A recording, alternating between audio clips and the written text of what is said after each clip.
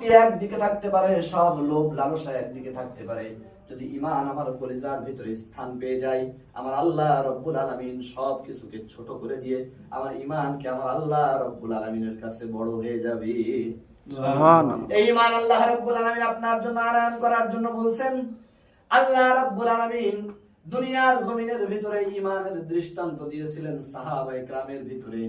আমার আল্লাহ রব্বুল আলামিন সাহাবায়ে কেরামকে রাসূলের থেকে ঈমান শিখেছেন। সাহাবায়ে কেরাম তাবেঈরা শিখছেন। আইম্মায়ে মুজতাহিদিন সাউফে সালেহিন বুজুর্গানে দিন উলামায়ে কেরাম থেকে আমাদেরকে ইলম শিখতে হবে, ঈমান আনয়ন করতে হবে। ভাইরা আমার, ঈমান এমন এক জিনিস, ঈমানকে যদি রেখে দেন মরিচা পড়ে যায়। আপনি যদি আপনার ঘরের ভিতরে ধারালো কোনো অস্ত্র রেখে দেন, দীর্ঘদিন যদি ওটা ব্যবহার না করেন, মরিচা পড়ে যায়, ওটা আবার আপনার ঘষাঘষি করতে হয়, ব্যবহার করতে হয়, এরপর আবার স্বাভাবিক অবস্থায় ফিরে আসে।